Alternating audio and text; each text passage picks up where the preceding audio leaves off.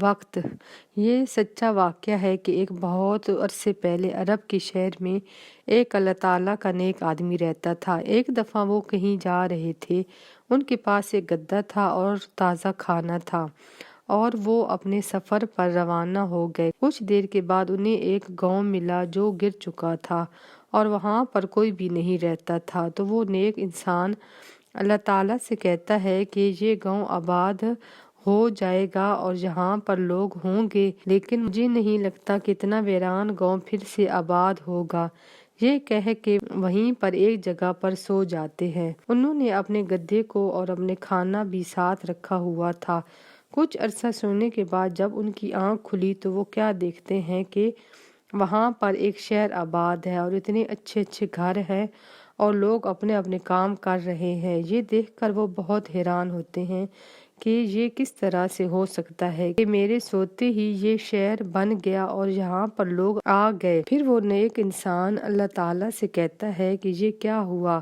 پھر اللہ تعالیٰ ان سے کہتے ہیں کہ یہ دیکھو، میں نے تمہارے اوپر 3 وقت گزارے ہیں۔ پہلے تو اپنے گدھے کی طرف دیکھو، ان کا گدھا مر گیا تھا اور گدھے کی کچھ ہڈیاں پڑی تھیں۔ پھر اس کھانے کی طرف دیکھو جو ابھی تک تازہ ہے، اور پھر اپنی طرف دیکھو کہ تم کتنے سوئے تھے۔ تو وہ کہتے ہیں کہ میں تو صرف ایک رات سویا ہوں۔ پھر اس شہر کی طرف دیکھو، یہ آباد ہو چکا ہے۔ پھر وہ نیک انسان سوچتا ہے اور بہت حیران ہوتا ہے کہ اللہ تعالیٰ نے اس پر 3 وقت گزارے ہیں، ایک گدھے اور شہر پر کہ ان پر 100 سال گزر گیا، پھر ان کے خود پر کہ ان پر صرف ایک رات کا وقت گزرا، پھر اس کے کھانے پر جو ابھی تک تازہ تھا اور گرم گرم، اور اس پر وقت گزرا ہی نہیں۔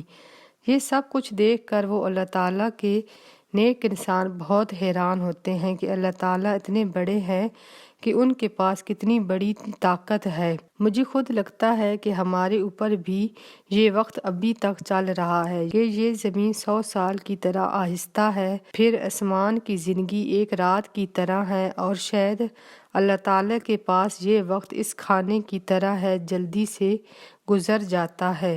آپ بھی اللہ تعالیٰ کی بڑائی میں سوچا کریں کہ یہ دنیا کس طرح سے بنی ہے اور اس میں کیا کچھ ہو رہا ہے۔